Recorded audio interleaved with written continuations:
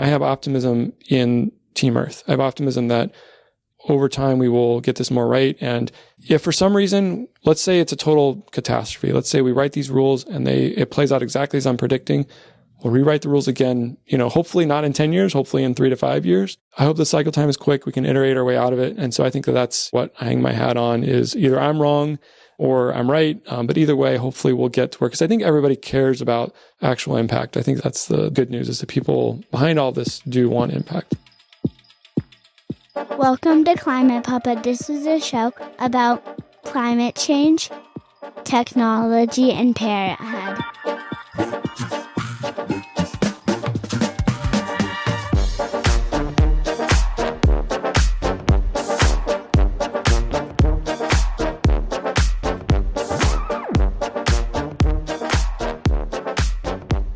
All right, well, welcome to Climate Papa, a show about the intersection of climate change, parenthood, and technology. And I'm your host, Ben Idelson. I'm based in Seattle with my wife and our 3 kids, a 7-year-old girl, a 4-year-old boy, and a now 1-year-old little boy. And in my day job, I'm an investor in climate tech startups with my fund, Step Change Ventures. Now, today is a fun conversation. I got the chance to speak with Michael Leggett. Michael and I actually go way back. We worked together many, many years ago at Google on mobile social communication products. And now our paths have crossed once again, deep in the world of climate and energy. One thing I've always really enjoyed about Michael is that he is a true first principles thinker.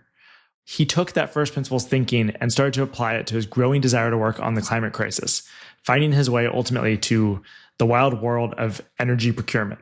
So how is it that companies actually buy energy? What happens if they want to buy clean energy?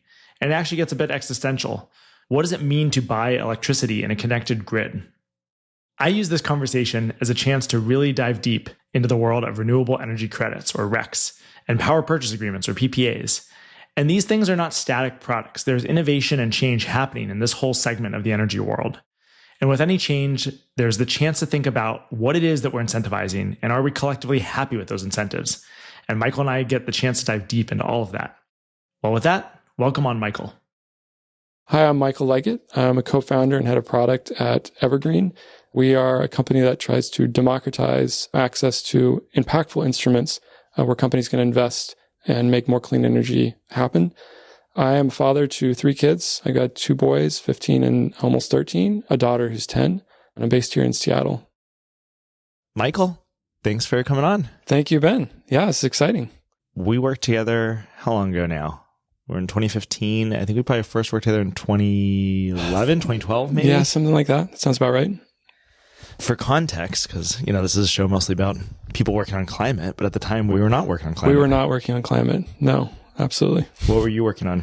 I was working on Android at the time, and kind of all things having to do with communication. So the phone app, SMS app, messaging, and our crossover, you were working on Google Plus and the social side of things. And so you were working on the messaging side of things. And that was kind of where we bumped into each other. And I always found you to be like one of the more rational ones. It was an interesting period in my Google career. But yeah. Yeah, this is a time for context where Google is trying to figure out its social strategy and its mobile strategy, and these things were converging. Yep. And yep. As you can imagine, Android worked one way, Gmail worked a different way, Chrome worked a different way, and this new emerging social effort worked a different way. And this project was at the middle of it, trying to figure out how people should message each other across platforms, and it touches everything. And yep. I'm pretty proud that in, what was probably, 18 months to 2 years, we shipped a thing that unified all of that. It's the running joke of how many messaging apps Google has. And I made an internal deck of there are 6 messaging apps, people, this is ridiculous. And we, for a brief moment, got it down to almost 1. Yes. I think we had the Google Voice and then Hangouts. And everything was in Hangouts, and we were working to integrate Google.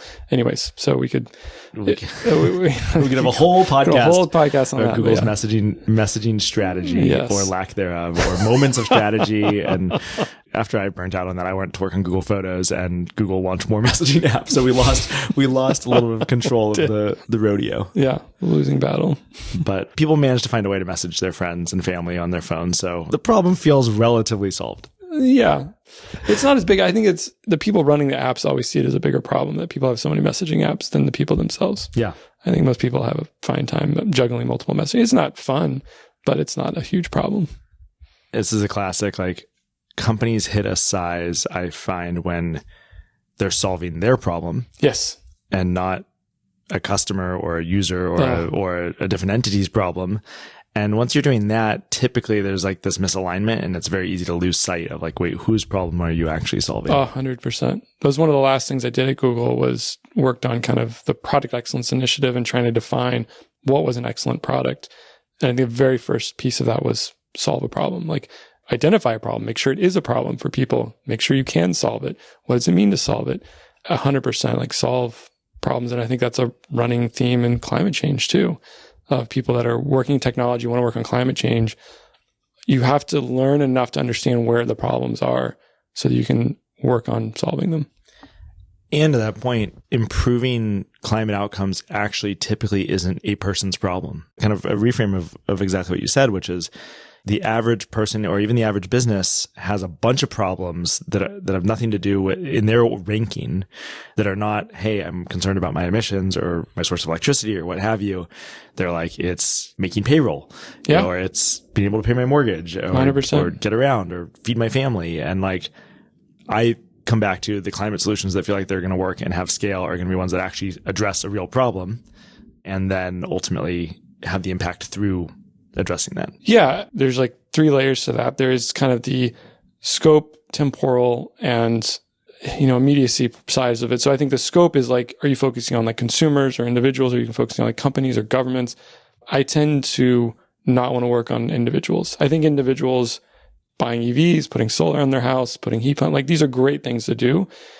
The impact of that is not reducing your personal emissions in my mind. The impact of that is voting with your dollars for the companies that are building the solutions that the world needs. Right. And starting conversations with your neighbors. Your neighbors see solar on your roof. Like, we have like 4 or 5 houses on the street now have solar, and we were the first. I don't know what level of impact we had on that, but we definitely had a lot of neighbors like, oh, you put solar, that worked. Interesting. Yeah. Who did you hire? Like, what? You maybe brought down the cost of acquisition, which has this, flywheel effect. Sure. And crossover. Yeah. So, I mean, I think there's kind of like the different scales. So I tend to not want to focus on individuals. I think companies and governments are more interesting.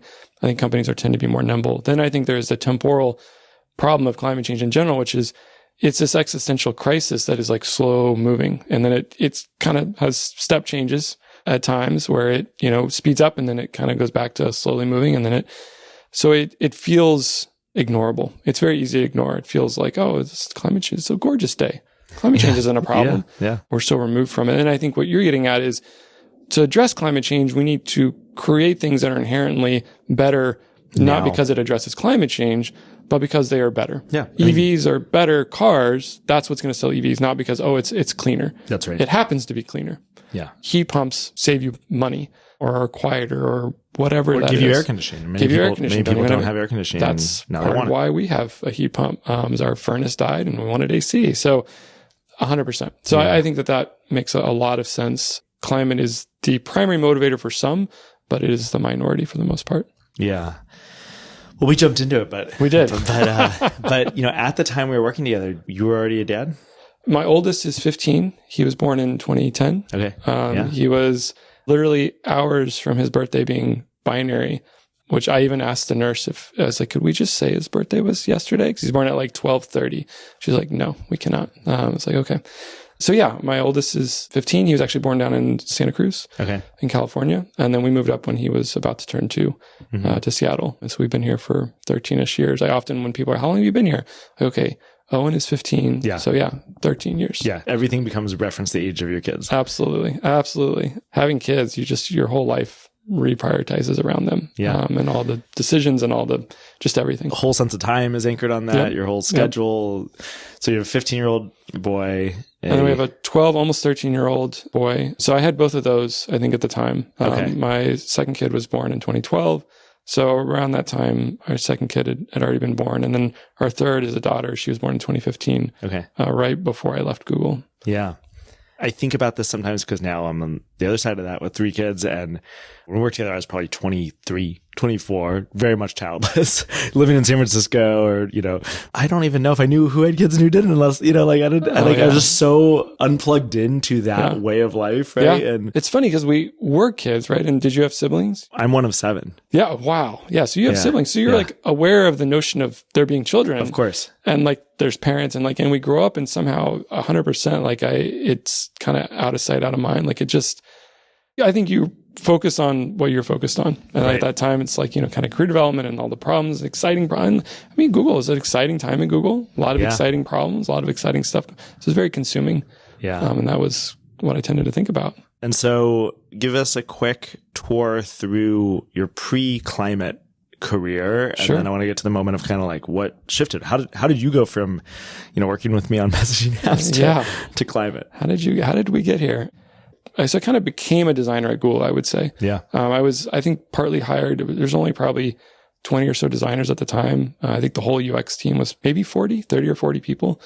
This was 2005. The whole company was about 2,000 people. Thinking about where the products were at this time, it was the bright moment of new, wow, Google. I mean, Gmail was 2004. Gmail launched a year before. Google April Maps 1st, 2024. Around that time. Google Maps, yeah. So it's Google would enter this category and be oh, that's an entirely different way of thinking about the application of email or maps and these interactions. And it was before Google Calendar. I remember I was interviewing with someone and they were using the internal build of Google Calendar. And I was like, oh, thank God you're building a calendar app. And of course Google should do this. And all these big wide open spaces. Totally. So it was really, really fun, formative, just a wonderful time. I kind of cut my teeth on working on some on search and a lot on Google Finance in those first years. And then I worked on, I actually was the lead designer also on Google Accounts, juggled a bunch of different things, and then eventually switched to Gmail. I was on Gmail for 5 years. I co-founded Google Inbox during that time and led design on that. And then moved up here to Seattle and I worked on Google Fi and Android and a whole bunch of different stuff. And somewhere around that time, I saw an inconvenient truth. I think that was kind of my first climate moment, which was around 2011, 2012. And that was really impactful. I think that went from I wasn't thinking about climate change really at all to that was very quickly a top 3 issue for me. I wouldn't say it was very quickly my number 1 issue and this is all I care about. Yeah. But I think when Trump was elected, there was a design lead. I don't know did you know Margaret Stewart? And she went over to Facebook for a while and I actually was at Facebook. I left Google. Facebook kept trying to hire me and I was like, let me go work at Facebook for a little while. I think I want to work on climate change. I'm not sure, but this is a good way to diversify my network, diversify my resume. See am I just a good designer at Google or am I a good designer? I don't know. And worked at Facebook. And when Trump was elected, Margaret Stewart put out this post of creating a 100-day plan. And I was like, that feels like something I can do. It's actionable. I need something to do. And so I created a 100-day plan. And 2 of the things on that plan were I'm going to explore working on climate change. Working on this tangentially, donating, voting, it's just not enough. I want to be working on climate change that. I very quickly, I got to pick an issue to kind of work on. And that became the issue. Was there something in Inconvenient Truth and the moment when, the age of your kids and thinking about time differently per what we were talking about earlier, or what do you think flipped the switch for you in a way that was actually changing the course of your career downstream versus I thought about that for a few days and then went back to life? I think, I think different people, it's such a big, scary thing, climate change. And I think it's easy to make it more scary than it needs to be. But it's scary. I remember the glaciers. Hey, these glaciers were here and now they're gone. It just was the whole world, is adding another dimension or all of a sudden we went from black and white to color. I couldn't turn it off. So for me, it was, I'm not in immediate danger, but it was very easy for me to see there is a real danger. There's a real problem with how, we are not taking good care of our planet. And I think some people deal with that in different ways. Some people I can't handle that. And so I'm going to not believe it. Or maybe I'm in a community that doesn't believe it. Or I'm going to, but someone else is going to take care of it. And I think for a while, Obama was president. It was this is bad, but he'll, we got good people. I trust the leaders we have. They'll take care of it. We're not taking care of it. Not fast enough. I think things are moving in a good trajectory. My thinking of climate change in general is we're on a good trajectory, but we're not moving nearly fast enough. Yeah. And I think it's all a matter of what level of suffering do we want to stomach? Yeah. Right? Like I've moved away from like, okay, it's like this binary outcome. It's like, no, it's this full complex gradient of outcomes that's going to have full complex personalized impacts to different people, depending on where they live and their, economic abilities to navigate and be resilient and all these things. But at the same time, like there's like this baseline, what temperature we're at that kind of like shifts the window of experience for everyone. We have immense choice as a species for where that baseline lands. The models all show that. Like the big question mark in all the models are like, what do humans choose to do? Yeah, 100%. I think one of the other things on my 100-day plan was I became vegetarian. My wife was vegetarian at the time, so it was an easier switch for me. Being married to someone who's vegetarian, the plight of animals, the health benefits. My in-laws are vegan. So none of that persuaded me. I was born and raised in Texas. Meat's delicious. Yep. But the day Trump was elected, I was like, I'm going to try to be vegetarian for 100 days. And then I was like, this is fine. I can do this. Yeah. So like the threat to my children, the threat to like, and I don't think it's like, oh, well, maybe my grandchildren will suffer. Like, no, there are people suffering today. So to me, the threat is somewhat immediate. And I think that we have agency in this. And so I felt like I need to take agency. Yeah. And so you're at Facebook at the time working on. Yeah. So I was at Facebook. I literally quit. I actually quit my job and came home. I did not. Facebook was interesting. I don't regret it, but I didn't quite enjoy it working at Facebook. So I quit. I came home and my wife said, I know you want to work on climate change. You have no idea what that's going to look like. No, I don't. You have no idea how much you're going to make off that. No, I don't. How do you feel? How much have we saved? Like, how do you feel? Like, how much runway do we have as a family for you to go kind of figure that out? I was like, well, that's a good question. One I should have thought of before I quit. I'd like a little bit more runway. So I went back on Monday and was like, good pep talk. I'm not going to quit. I'm like, great. So I stayed at Facebook another like year and a half. And then I quit. And for me, it's really hard for me to figure out what's next while I'm in the current thing. So I had to quit and then go figure it out. And then went on a journey to find things, tried a bunch of things, said yes. I told everyone, that I knew I wanted to work on climate change and said yes to anything remotely close to climate change and just tried things. Yeah. And in that phase, like those are these transitionary, ambiguous moments. And I think some people way too quickly look to be like, what jobs are out there that I can apply to where I can go get a job in climate? And, and I mean, there's good reasons that lots of people have to do that.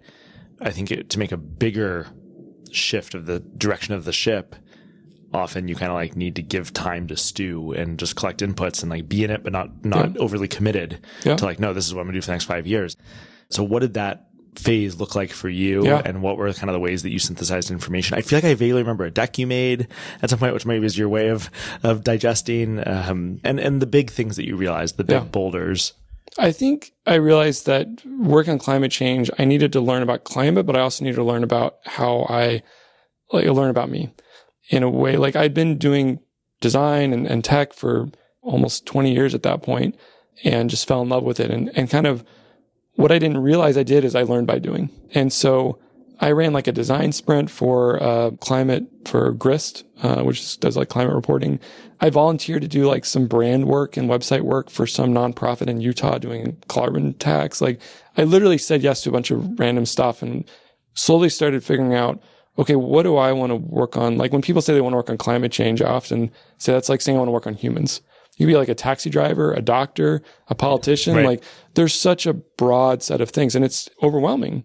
So for me, I read Drawdown and but I don't really absorb information by reading or watching. I absorb it from others and by doing.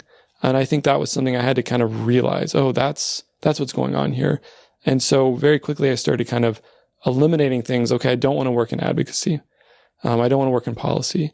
I don't want to go and get like a PhD and work in like hard sciences. I'd like to use some of the skills I have. But I'm fine stretching. So like I worked in design for a long time and ended up getting hired as a PM at a local kind of carbon removal startup, Nori. And so I was, okay, there's an overlap here of product. There's things I can do and add value. And I'm going to learn from other people who have been around these things. And so that was, I think, a series of saying yes. My current company, Ever.green, I said yes to joining, kind of co-founding that with someone I'd never worked with, which is not generally a good idea. Usually you want to know the people you're starting a company with very well and have worked with them. But that was like, here's another opportunity to learn. It's scary, it's risky, but I'm going to just say yes. I'm going to kind of throw that to the wind and figure it out. And so I think there's a lot of flexibility I had to bring to that and find things I could say yes to so I could learn by doing. And that's been kind of my journey. To put yourself through that, you have to let yourself not be as competent as you are at a thing, right? Like, if I hand you a whatever, Figma or Photoshop file of like, hey, we're designing a SaaS application or a consumer, messaging app. It's like, okay, it's like someone who's been playing piano for 20 years. It's like, I have the chords memorized. I don't even have them memorized. It's like they're embodied physically in my nervous system, how to navigate this and how to like produce something quickly that actually like is decent. And I know how to like align the grid and make stuff happen, right? Yep. If all of a sudden you're like, well, wait, I need to like learn about the carbon markets or learn about, the renewable energy markets. You're like, I'm going to go suck at some stuff. I'm going to suck at stuff. I'm not even going to know what stuff I suck at. I don't know what questions to ask. I'm just going to like be a noob and hit my head against the wall. And I think that's both can be scary, but I've actually learned that I really like that. I really like the feeling of, I get a dopamine hit, I think, from learning about a new 100%. Thing. And that's like why these conversations are so fun. I often say to people in tech thinking about working on climate change, I think the other side of this is there's more you have to offer than just your core skills. I think there is a mentality of being aggressive, of not taking things as immovable, as, being audacious, setting big goals, chasing them, being quick, iterative. A lot of these things I kind of just assumed were universal. And then you get outside of tech and you see that they're not universal and that other people are sometimes very risk averse or very cautious or very like, well, this is how it's been done. So this is how it's done. And so I think there are things that you can, like that way of thinking, I think as long as you don't come in and say, no, you're doing it wrong. Here's how we need to do it. I think if you have a reverence for, okay, what is working, what's not, and trying to understand and learn, but also realize that you have more to bring to the table, whether it's how to write an email or a document or how to set goals, how to keep track of those goals, how to raise funding. Like, so there's a lot of different, skills that someone from tech might have beyond I'm good at coding, and you don't really need someone that's, great at coding. You need something else. So I think that there is, I find that encouraging. I try to encourage people, you have more to offer than you realize. You don't have to be an expert in this space. You will become one. I think that's spot on. And a lot of the founders, like I've seen combinations of this, but like there's often a good pairing as well of someone who's like got the tech mentality and then someone who like understands the market and particularly like the potential customer market. Yeah. And that can be a very powerful combo. Mm-hmm. And even, I don't know, I think about folks who have actually made progress in CDR who like were truly software folks. They're like, no, I'm going to go, figure out how to make biochar into bio-oil and inject it underground. Or totally a lot of the companies that people are inspired by that do things in the physical world are actually created by people who are bringing that tech mentality of like, no, we actually can do a lot in a year and move the ball forward, and be aggressive. Yeah. With that, let's talk about the space that Ever.green operates in, where it seems like you've landed and presumably will be having your sliver of impact. Yeah. So I think what I picked up, so I worked at Nori, I worked on carbon removal, and we worked on all kinds, but really focused a lot on nature-based.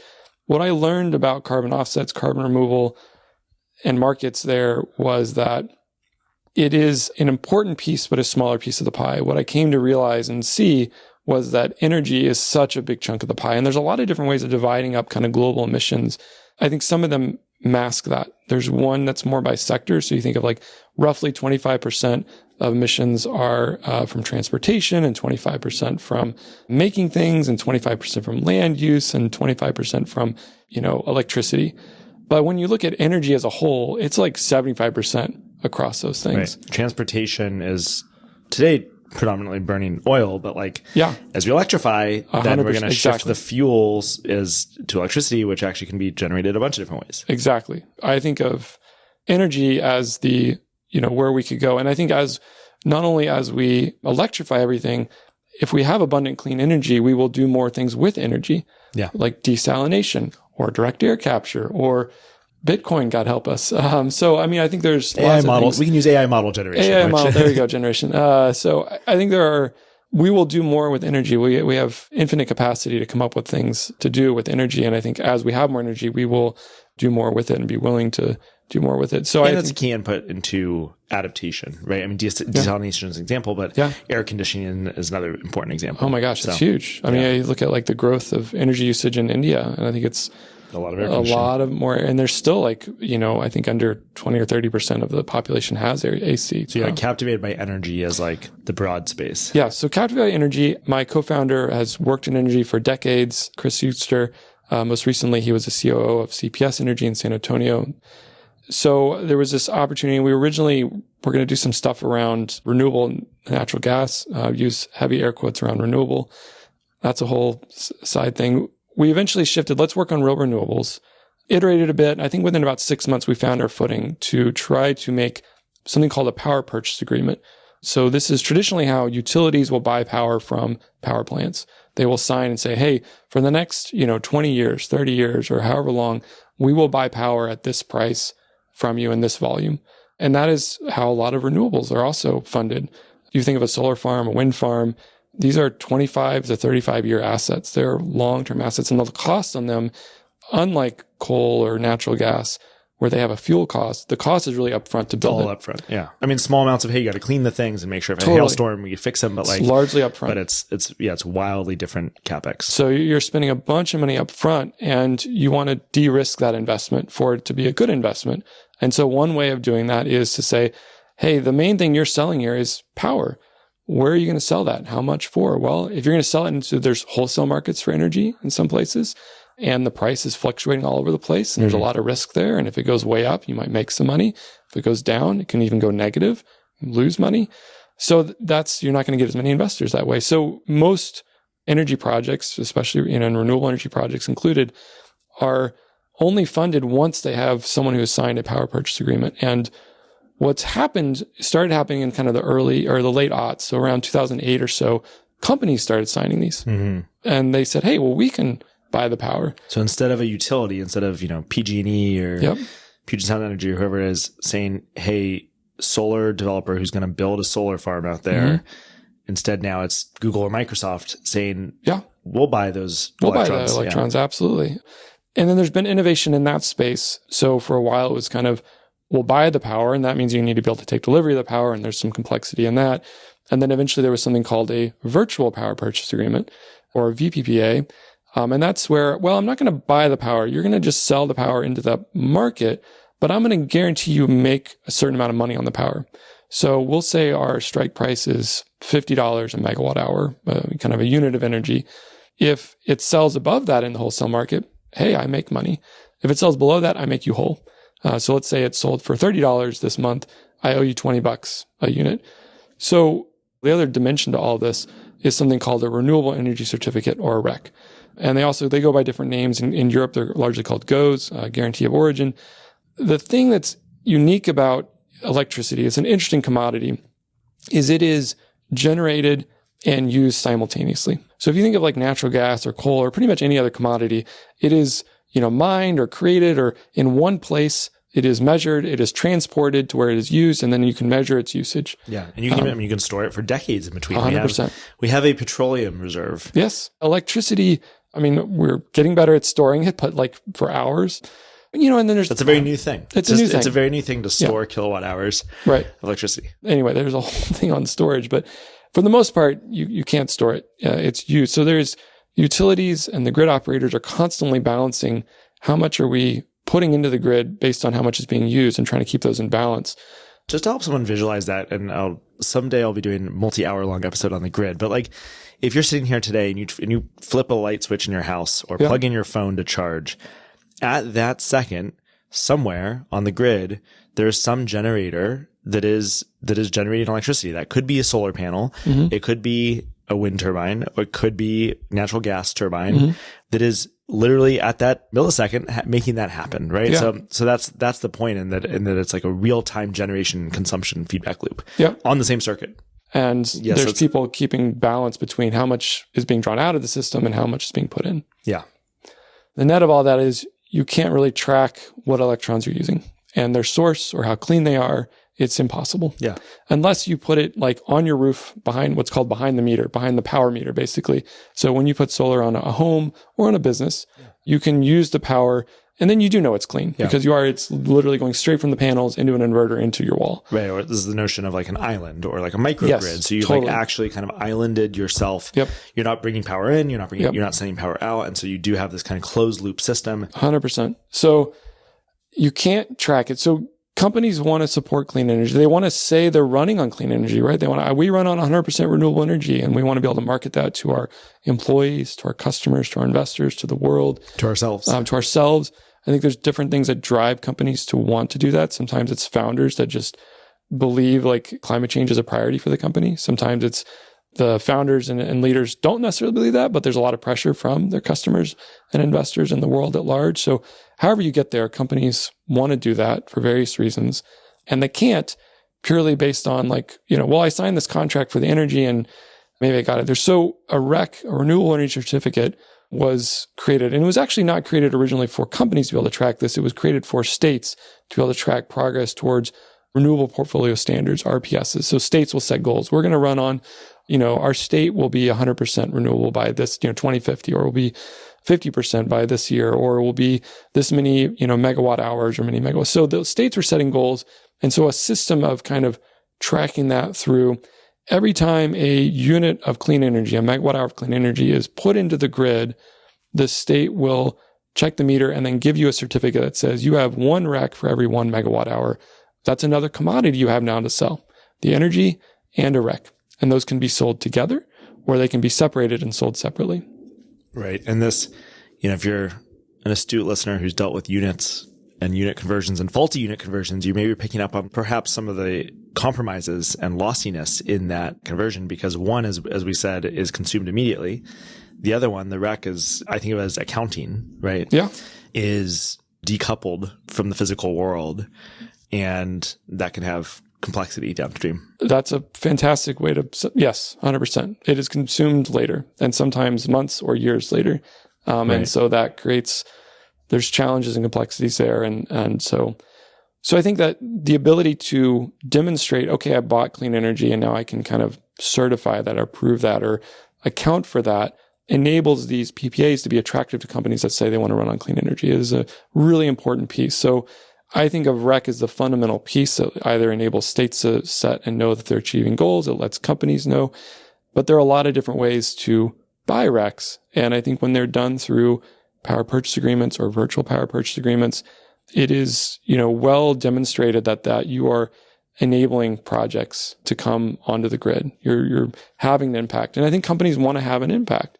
To make sure I understand, it sounds like the ideal case is, some company, let's just use, we're in Seattle, we'll use Microsoft as the example, has an office building in Redmond, and they're able to have a meter on the building, and they say, hey, this building consumed this much electricity last month, or ongoing, we expect this kind of to be our annual consumption.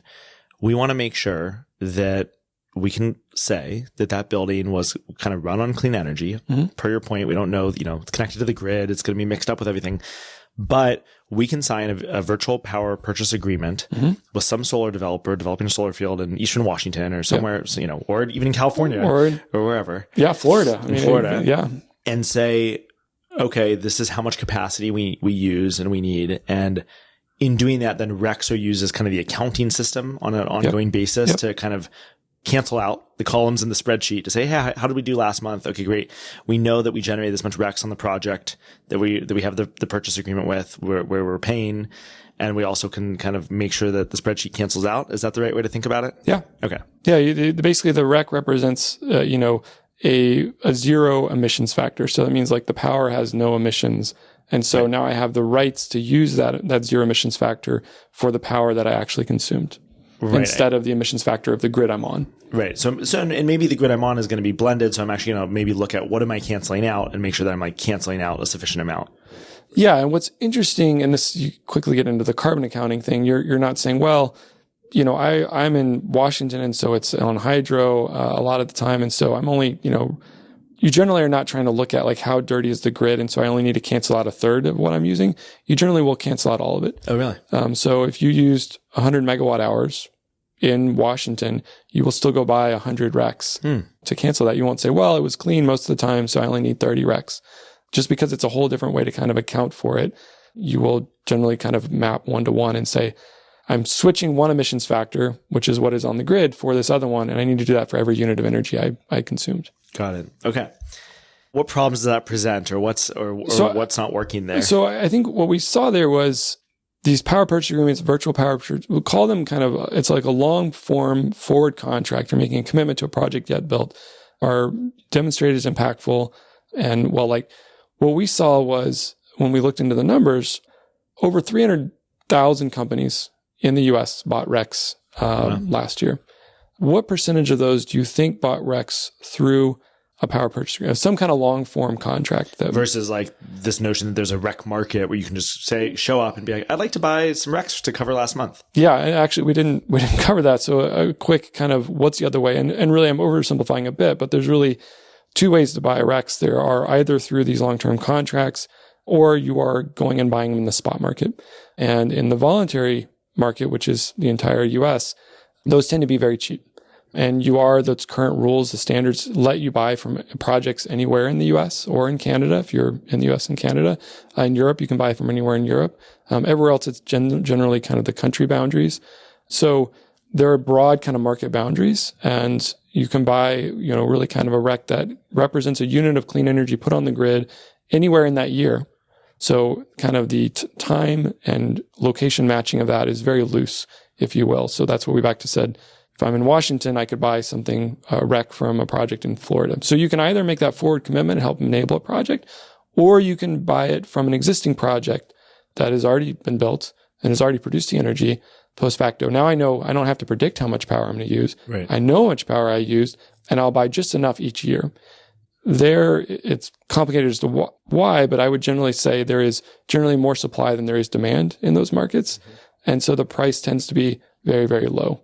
$1 or $2 a REC, which is like a penny a kilowatt hour. At that price. And just to be clear, they're again paying separately for the actual electricity. Yes, you're still paying for the electricity. From the totally grid, separate. Right? So that is unchanged. You still buy the power and from whoever utility. Generated the unit of clean energy is also selling the electricity separately. Totally. To the wholesale market, yes. or whatever price they're getting. Yes. This is being called also, this new phrase like book and claim, right? Mm-hmm. The separation of kind of consumption from the accounting. Yeah, so I would suspect, that a majority of buyers, now maybe it's not the majority of dollars, but the majority of buyers are buying those because they're cheap and let them today claim that it's they a meet lot the easier. standards. You're not making, the PPAs tend to be 12 to 20 year contracts. You need lawyers to negotiate them. They tend to be costly. They tend to take a year or two to actually solidify, and then you got to wait another year or two for the project to get built. And they tend, because they're complex and all those things, they tend to be very large. You've got big projects wanting to do it, and they don't want to negotiate with 10 companies. They'll negotiate with one company. So like a Google or an Amazon. So out of 300,000 companies, less than 1,000 are doing that through long-term contracts. Right. And so that less than 1,000 makes up about half the volume. They're very big, but everybody else is going into the spot market and buying from projects that already exist for very low prices. And there's a lot of research that says, and questions like, I don't think that's really doing anything. Yeah. And I will say freely, there are people that are very smart and in this space that say that it's not that simple. And maybe there's kind of market, impacts. But when you look at a project basis, and we've looked at project financial models and how these projects get funded and built, it's not doing much. Well, I think it also ties into the core volatility that renewable generation has, yeah. right?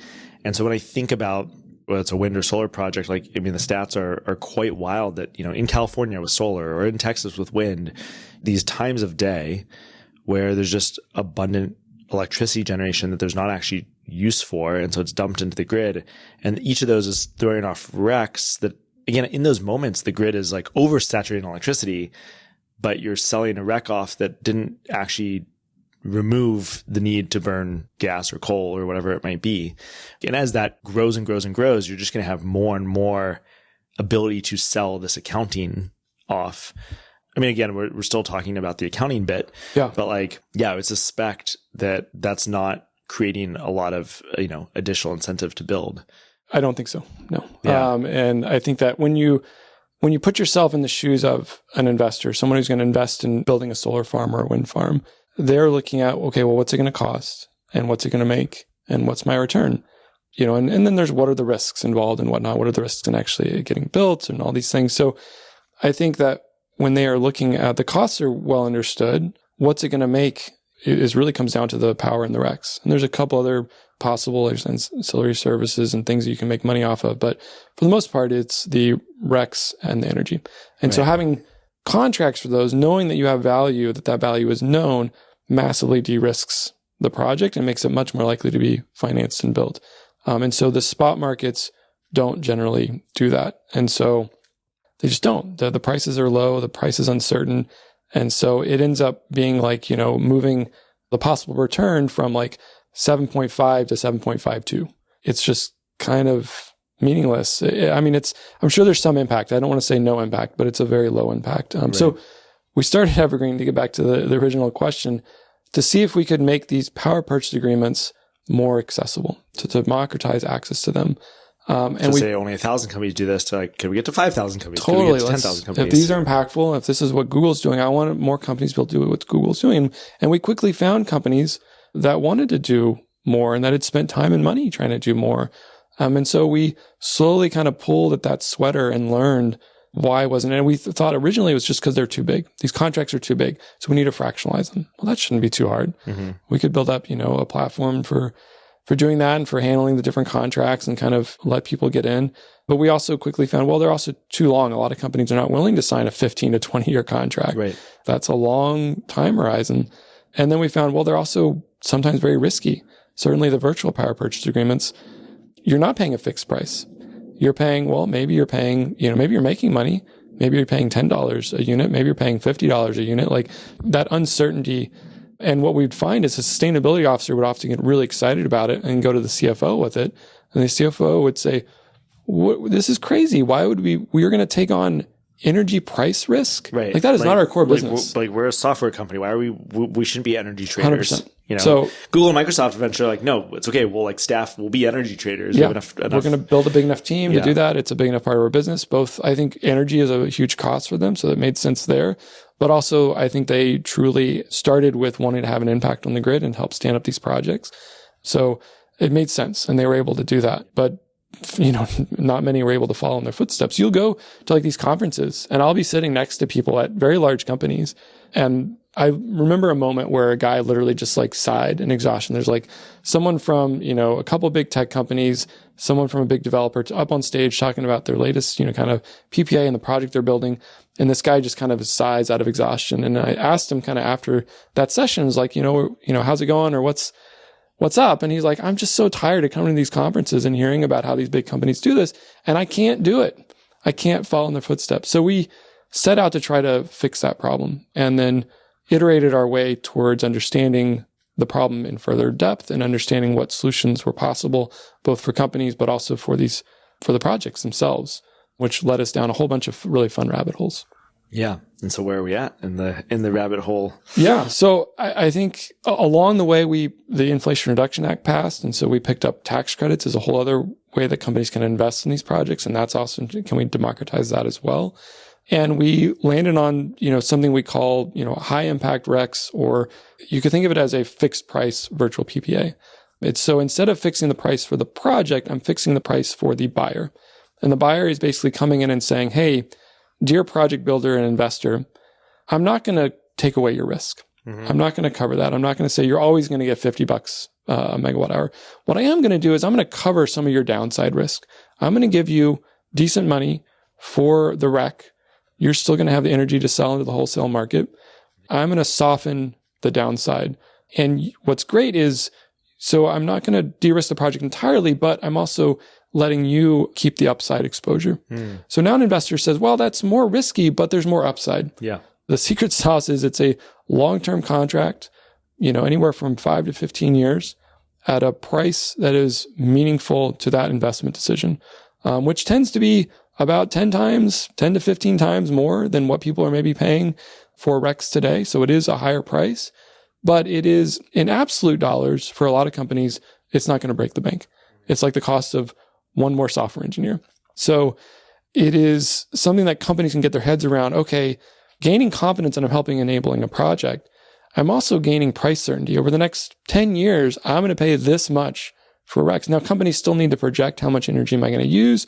So maybe they only do that for half their energy, right, or for 80%.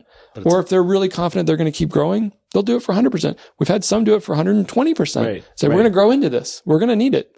I think we've found kind of the sweet spot between what companies can do, what projects need. And I'm really proud of that. And I think the other thing we've done that I think has been really important is we have tried to be very transparent about how we think about this and we've also tried to really engage with the standards community that writes the rules around what RECs count for what. Like companies want to claim they're running on 100% renewable energy. There are entire entities that write the rules for who can claim what. And so we've engaged a lot with that community and tried to, learn from and contribute to the thinking around that. And there's a bunch of stuff going on right now around rewriting those rules. To give context, these are starting to rewrite the rules of the current spot market primarily, or like which? Of RECs. So this is getting into carbon accounting, and generally a company, when they look at, what are the emissions of our business? There's 3 buckets. There's a scope 1, 2, and 3. Scope 1 is everything you burned directly. If you are UPS, you have delivery vans driving around, they're burning gas. That is emissions you're directly responsible for. Scope 2 is primarily indirect emissions from things you do directly. So it is from electricity and heating that you do directly. You plugged a server into the wall and you use that server and that used electricity. Now, did you burn the coal to create that electricity? No. But you did use the electricity, which the coal was burned for. Yep. So it's indirect, but you did it directly. And then scope 3 is kind of your grab bag for everything else. Upstream and downstream. It is everything from there were emissions used to create the concrete to make the building that you built, to put your employees in, to your customers use your product, to everything that goes into making your products, everything goes into using the product. So it's a lot of different facets of scope 3. So the rules around how you measure what your emissions are and then what you can do about it are constantly being kind of rewritten. Well, I wouldn't say constantly. They're rewritten every 5 to 10 years. And we are currently in the middle of one of those big rewrites, and it's going to be a big one. And so the slice we're talking about, right, per kind of the area of interest is scope 2. Yes, it's electricity. It's the electricity. Yep. And what are the big areas of kind of up for contention now in the current rewrite? So I think that what's driving this rewrite, and I don't remember who said this. I wish I remembered so I could give them credit. They said, yesterday's gold standard is today's greenwashing. So I think some of this is you're trying to move things forward, but you don't want to go so far forward that you leave everybody behind. The way I think of it is you're trying to kind of optimize for a 3-dimensional graph of you want to have the maximum amount of area, and the 3 legs that kind of define that area are the accuracy of kind of what comes out of, following the rules, the impact on climate change and the world we live in, and then participation or accessibility. Right. So if you have really high accurate and really impactful, kind of rules that kind of generate that, but then nobody uses it because it's super costly or super hard, it doesn't matter. The market forward. Yeah. Your triangle is of no area. So you want to kind of balance those 3 things. And so I think there's been constant criticism around in scope 2 around these spot market RECs. And the criticism I think has largely been, there's 2 camps of criticism. One camp says that REC it's an annual REC. So it represents power delivered to the grid sometime this year. And the market boundaries are so broad. Again, I could buy a REC from a project in Florida to count against energy used in Washington. I could buy something from Hawaii. 8 months apart. Yeah. There's no way that electron made it to me. You want to talk about kind of water flow or electricity. There's just no way. It doesn't match temporally. It doesn't match based on geography. So that feels not very accurate. The other criticism is of impact, that these spot market RECs are basically a bunch of companies taking credit for stuff already happened. There's people that will push back and say, well, we didn't promise they were going to do anything. And I would say that's sort of true. They didn't really promise, but they kind of insinuated. It's often sold on the idea of impact. Like, why else would companies be doing this? So I think that there is a lot of criticism around it's not actually driving things forward the way it needs to. And so everyone is kind of, not happy with impact, not happy with accuracy. Yeah. But it's cheap enough that everyone can participate. Right. Everyone can participate. Right. And I think that the danger of that is kind of a lot of high fives around the table saying job done, right? We run 100% renewable energy, job done, problem solved, all is good. And I think that there is a real desire to have clean energy be cheap and accessible. And I think we are conflating clean energy being cheap and accessible, which happens through building more clean energy generation, with making RECs cheap and accessible. Yeah, those are two very different things. Very different things, which is the right to claim you're running on clean energy, even if you're not necessarily doing that. So, right, you take into its logical conclusion, you can end up with a world where everyone says, my whole life is powered by clean electrons, but then the grid is 5% clean electrons. I mean, I think if everyone can say it, then it should be clean. Like it should be, but like if this market's so out of whack that you can buy something.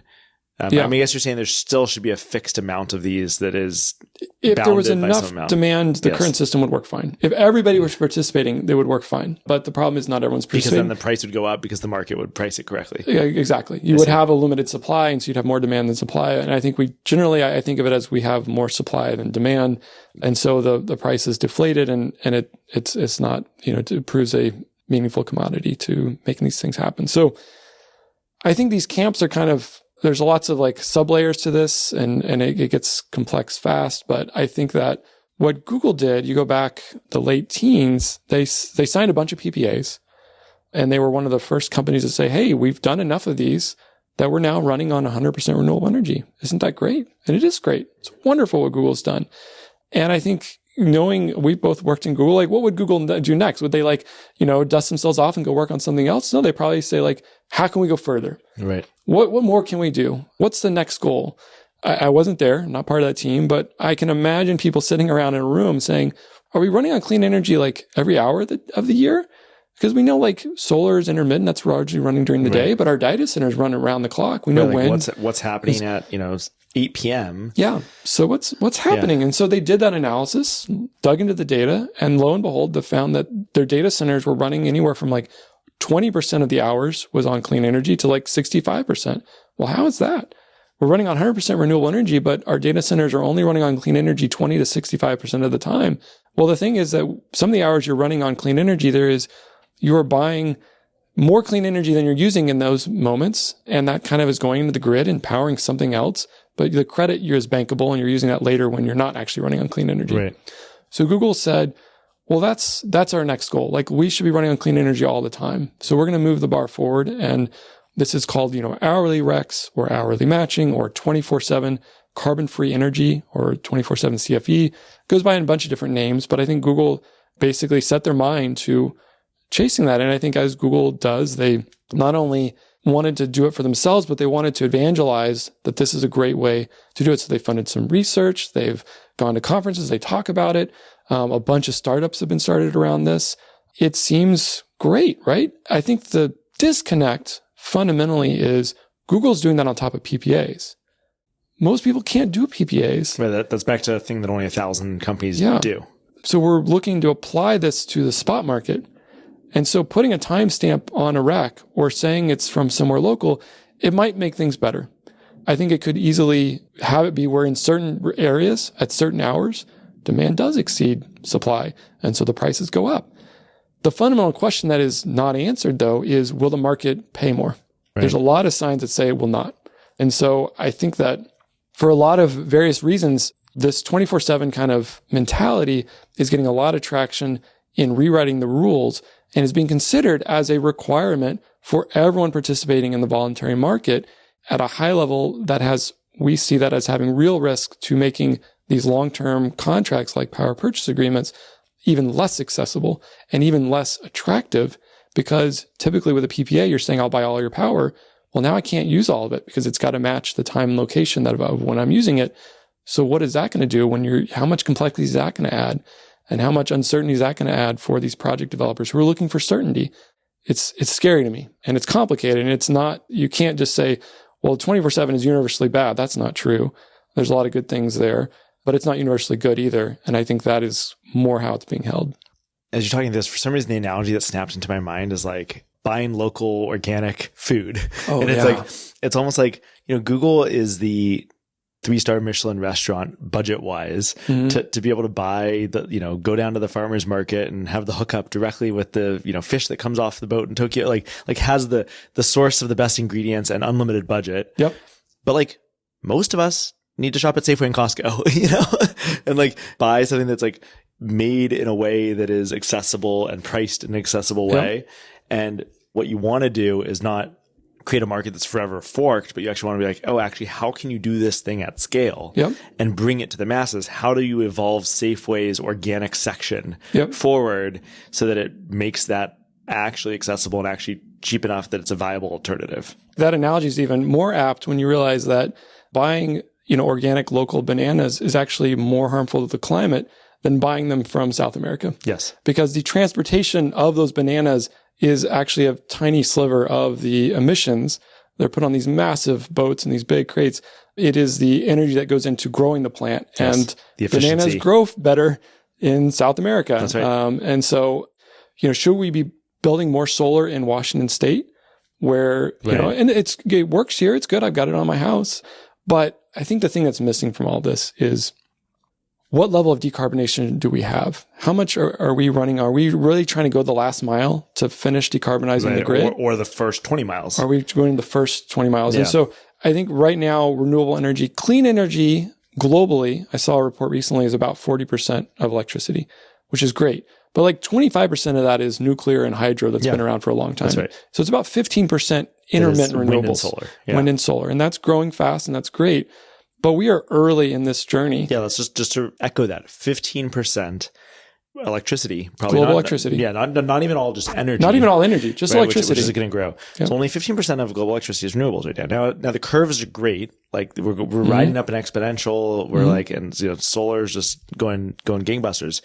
But it is young still. Yes. And it is not dominant. And so we need to go from 15 to 30%, right? Yeah. It is a mature technology that is young in its adoption curve. That's right. So it's I think of it this way. You mentioned Texas earlier and lots of wind. How often do you think Texas runs on 100% renewable energy? I believe it is 0. Okay, really? I believe it is 0 hours of the year. I think that they could. I think that there's curtailment, and I think it gets into like transmission and a whole bunch of other stuff. So I think there are hours where Texas could run 100% on renewable energy, but it's hard to get the energy from where it's generated to where it's used. Yep.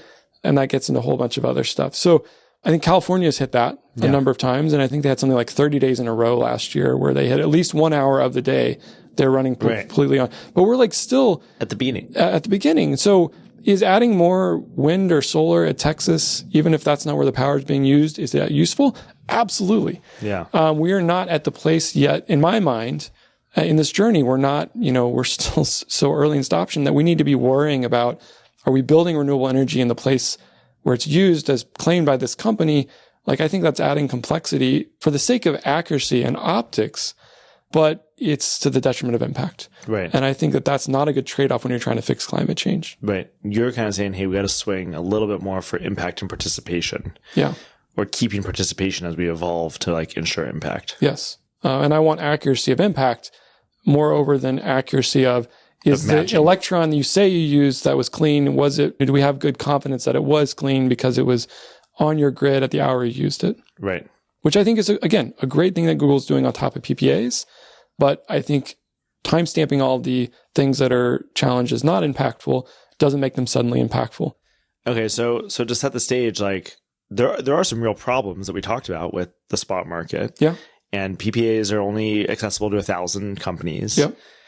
But you're saying the solutions kind of overswing and you end up with still a small triangle, right? You've just shrunk the participation triangle for the accuracy variable. Well, I think there's risk of, so let's say we never make PPAs more accessible. There's risk of it going from 1,000 to 800 or 500 companies. Right. So Google can do 24/7 on top of PPAs because they have a big concentrated amount of energy demand in one spot.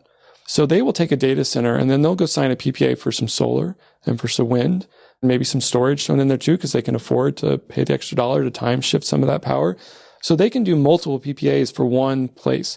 Now go to like a retailer. Right. Go to like the Cheesecake Factory or go to like some opening stores, shutting them down, moving locations. And they're distributed, right? Their power usage. So are they going to do like a PPA for each store, for each city, for each state? Right. No, it's not big enough. Now, what they will commonly do though is they will aggregate their demand across the country and say, okay, well, now I am big enough.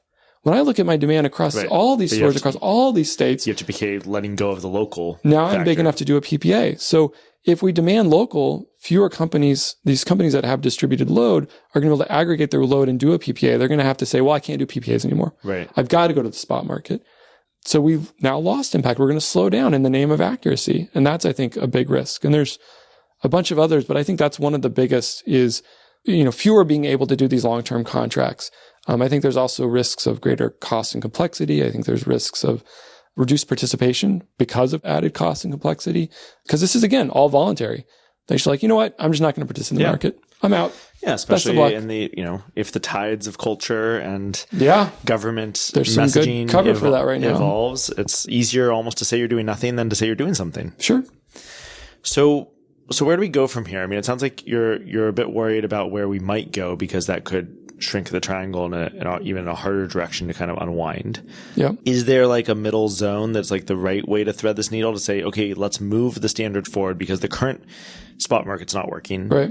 And I think you talked a little bit about ways to make PPAs more accessible, but that still feels like it leaves this huge gap for, maybe you go from 1,000 to 5,000 companies or 10,000.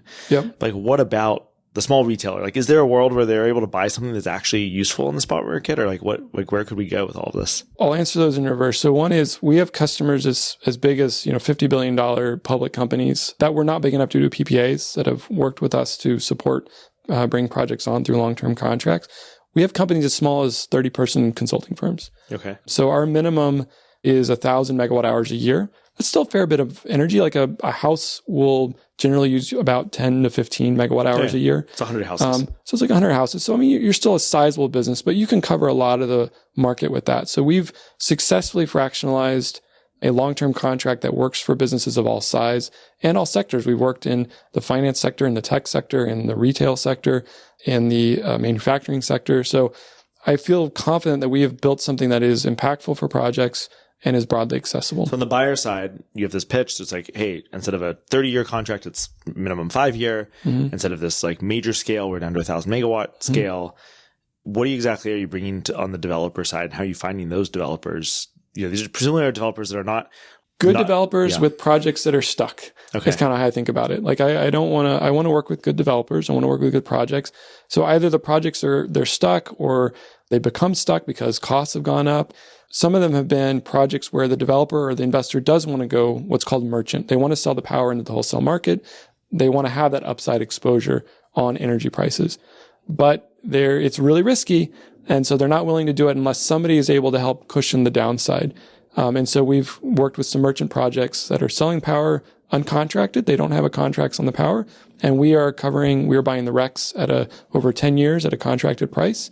And that enabled the project to get financed and move forward. And it made the financial models look good enough that investors said, this is good. Let's do it.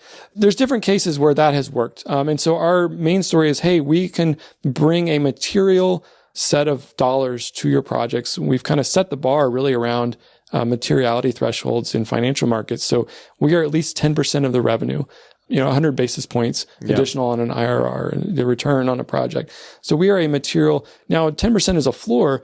On one of our projects, in Q3 of last year, we brought in more dollars than the energy did to that project. Yeah. Because energy prices can go negative, people. Yeah. They can go down to negative $200 a megawatt hour in Texas. That is definitely possible. So, it is very material. You start to kind of realize, oh gosh, that's as much as the power. Yeah. Like that's significant. So that is what we bring to developers is some certainty, to help the financial get over that hurdle rate and reduce the risk, or reduce cost of capital. There's a number of different kind of financial metrics we look at. And then in the spot market, which is the other side of the question, maybe this is an area that you all are planning to directly touch, but maybe just curious about your opinions on it, which is like how can that evolve to keep the participation levels but grow in impact? Or could it? We don't do anything in the spot market, but what I think one of the advantages of the spot market is broad accessibility. Right. I can come in, I'm not making this long-term commitment, I can do it. We put together a whole proposal around, not just trying to poke holes in kind of, what we see or we're reading the tea leaves as kind of where things might be headed. But we did put together what we thought would possibly be a more workable solution that could broaden access, impact, and accuracy.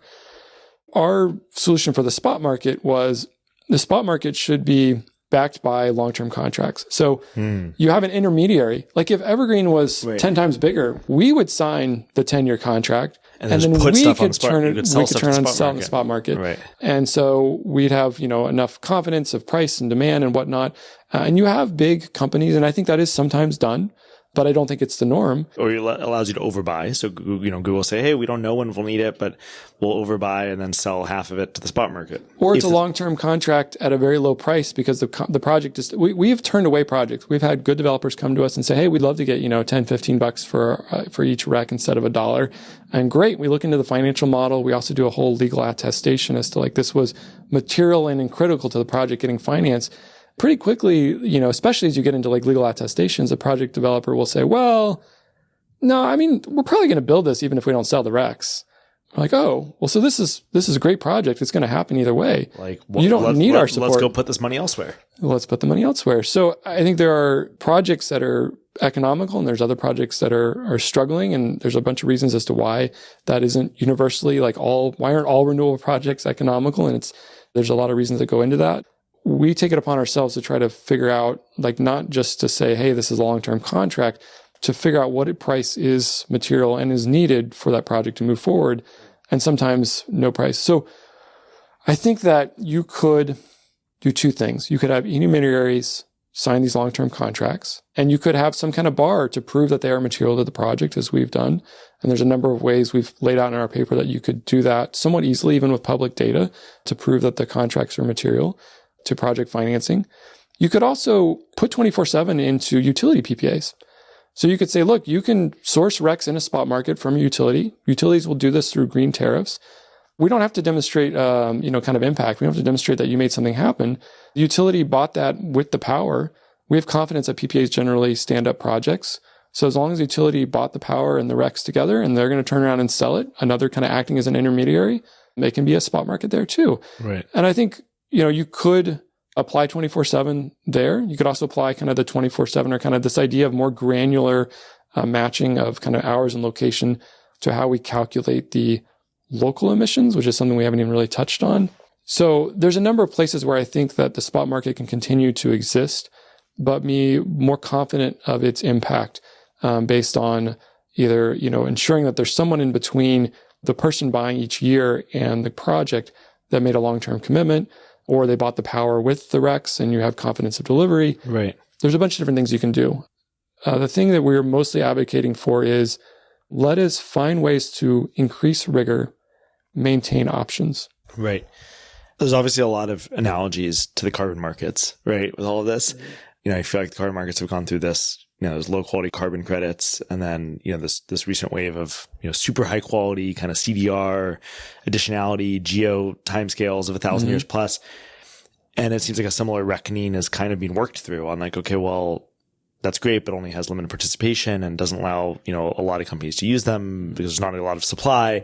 And it's important to get this right. I think there's one meta thread, which is well, why not allow there to be more information in the unit of a thing that allows the market then to work through it? But I think the reality is that companies are trying to synthesize this into a simple accounting of the statement.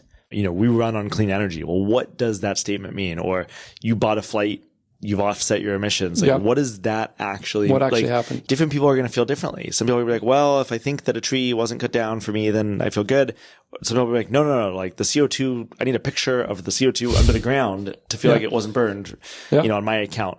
It's just fascinating. This notion of a unit of thing and the storytelling around the unit and what that's trying to do in the world is just a wild time for all of this, given that it is all in the realm of accounting and storytelling versus the unit of electricity that's actually needed to turn on the lights. Yeah. It makes me wonder, are there other markets? Because we're talking about a commodity, but it's not a commodity that's actually consumed. Right? In a physical sense. Right. Corn is a commodity, but that's because we're going to feed the corn it. either shows up or not. There's a bag of corn. I can go, or gold is a commodity. I can go hold the bar of gold. But this is a piece of paper that means different things to different people and solves the things that or not. And so it seems like the current piece of paper is not sufficient to allow and enable the claims. And I think similar with carbon markets, and overswinging is problematic. yeah, it seems like we do need to move the floor up from where it is to enable impact. I think it's an apt analogy for carbon markets. I think you have kind of avoided deforestation and like, oh, I wasn't going to cut down these trees, and questions around additionality. And I think, additionality, which is one of my favorite climate words, kind of, which has different meanings. I think the two basic meanings are, if you bought a credit for something, did buying that credit actually cause that thing to happen? So you're causing something in the world. There's also additionality from a quantitative measure of, this carbon credit represents 1 ton of CO2. How much CO2 was used to avoid that CO2 or sequester that ton of CO2. Mm-hmm. And so only that difference is what's additional. Right. So additionality, though, either of those methods is intentionally not applied to electricity, not applied to scope 2. And I'll have people say, like, this is not consequential accounting. Additionality doesn't apply here. That's a carbon offset thing. Why? Why is that? Or is it just? It is a way of looking at the world. Scope 2 and scope 2 accounting and RECs and all these things is not supposed to be like carbon offsets. It's not supposed to be around impact. It's supposed to be purely inventory accounting. It's supposed to be purely, I use this many units and I bought these certificates that change the cleanliness of the units I used. Mm-hmm. And it's purely an inventory. And I think from a purely inventory mindset, I think moving to more granular 24/7, yeah, that makes sense. The problem is, this whole thing is sold on the idea of impact. It does something. Otherwise, like, it feels like a weird pedantic dodge to be like, well, we've put it in this box, and so we're not really supposed to talk about how the fact it doesn't do the thing in the box. And you're like, well, why does the box even exist? It's to solve this function. It's boundaries, yeah. Like, why would we have a clean energy credit if we don't care about there being more clean energy? Right. And I think some will say, well, you don't see the impact at a project level, you see it at a market level, but I don't see a lot of support for that. And so I think that you'll have in compliance markets. So let me flip this around a little bit. So compliance markets is the markets where states have set goals. And the way that RECs get their value is the states like California will say, if you don't have enough clean energy, if you didn't buy enough clean energy, you're going to have to go out in the market and buy RECs from somebody else's clean energy. Otherwise, you pay a penalty. Yeah. And so the utility is looking at a cap and trade model. Yeah. So I'm looking at a fine of like $50 a unit. Or $40 a unit. So pretty quickly, the price of the REC is $38, $39. It's very close approaching to that fine because the alternative is paying the fine. So in those markets, I think spot markets do work pretty well because there is confidence of this fine isn't going away. There's a long-term certainty around the fine, which gives you long-term certainty around pricing. And so I think it works better. And RECs will trade sometimes in the hundreds of dollars. You go like Washington, D.C., you go to New Jersey. There's some places where RECs are a lot more, but everybody else is basically participating in the voluntary market. And the vast majority of RECs, I think it's like 65% of RECs for the US and Canada come out of Texas, Oklahoma, and Kansas, which is basically the wind belt. There's kind of a bunch of wind north and south through the center of our country. I think that additionality is not generally applied here because it's thought of as kind of being in this other box. And I 100%, I think from the beginning of starting Ever.green, wanted to challenge that box being around it, because I think everybody wants to have an impact. Everybody's telling the story of having an impact. We need companies to have an impact. Companies can have an impact, through PPAs and long-term contracts. And we should find other ways to let companies have impact and tell the story of impact because we need to decarbonize the world. That's the thing. And I think the good news is, while that may not have been a goal with the current standards, the governing body has said in some of the meeting notes that they're publishing that these new rules, the updated rules, need to incentivize ambitious action, needs to lead to impact in my mind. So I think that is fantastic to have that edict. I think, and I'm going to hang my hat on that all day long and say, how do we achieve that? Is going too far down 24/7 and saying, oh, this will fix everything. Will that actually achieve it? I think is very questionable. And that's the kind of questions we're trying to raise, as well as trying to put solutions out there that make impact more accessible. Right. What is your level of mid to long-term optimism, both in this and then we can zoom out even further? I don't know. I think there's just too many variables. I think there's too many unknowns. I think that the momentum is strongly in 24/7's favor. I think that there's a lot of people that are just really excited about it. And I think there's underrepresentation from the project investors, financiers, and builders in my mind. I think there's an overrepresentation from small companies that have built, software companies around 24/7, as well as some companies that have, like Google, who's out there again preaching, hey, we're doing this. We're having a great effect, which is true. I don't understand the assumption that will one size fits all. I don't understand advocating for that to be the rule that everyone follows. So I think that there's some kind of unconscious blindness, if you will. I think that there's a lot of people I talk to are worried about it. And so I guess that's where I hang my optimism on is I often talk about Team Earth. I've had meetings with competitors and given them tips on like how to better compete with us.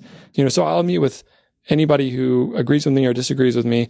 And I have optimism in Team Earth. I have optimism that over time we will get this more right. And if for some reason, let's say it's a total catastrophe, let's say we write these rules and it plays out exactly as I'm predicting, we'll rewrite the rules again, hopefully not in 10 years, hopefully in 3 to 5 years. And so I hope the cycle time is quick. I hope the cycle time is quick. We can iterate our way out of it. And so I think that's, kind of what I hang my hat on is either I'm wrong or I'm right. But either way, hopefully we'll get to work. Because I think everybody cares about actual impact. I think that's the good news is the people behind all this do want impact. Yeah. Well, that's a great spot, I think, to wrap. Yeah. If folks want to learn more about what you're up to with all of this, what's the best way for them to dig in? Yeah. Ever.green. There's lots of evergreens out there, but we're the only Ever.green is our website. And you can get in touch with us there and learn about all of what we're doing. And I think that you asked about kind of broader optimism. I am very optimistic that, we are going to electrify the world and that electricity will be increasingly clean and no politician or standards body is going to get in the way of kind of that happening. To me, it's purely a question of how quickly can we do it. Agree. The sooner we do it, the fewer cumulative emissions, the better. So all my energy is into trying to make that happen as fast as possible. And would love to work with you if you're a company or we're very partner friendly. We've got wonderful partnerships with companies like Watershed. I assume you'll be hiring more over time. Over time, we'll be hiring more. Yeah. So reach out to us. We're based here in Seattle and love working on clean energy. Awesome. Thanks for doing this, Michael. Yeah. Thank you. All right. Well, that's a wrap on this episode of Climate Papa. Thanks for tuning in. And as always, I welcome feedback and thoughts anytime. Just shoot me an email to ben@climatepapa.com. And if you're curious about the world of infrastructure and you haven't already checked it out, we finished our series on coal over at the Step Change Show. I linked in the show notes to Coal Part 2. We cover everything from the turn of the century through the 20th century up to present and the major story that coal has played in shaping our world. Go check that out and let me know what you think. And with that, as always, let's have the Balkan Bump remix of Mellow Kind of Hype by Slink and Lazy Syrup Orchestra to take us out. On we go like...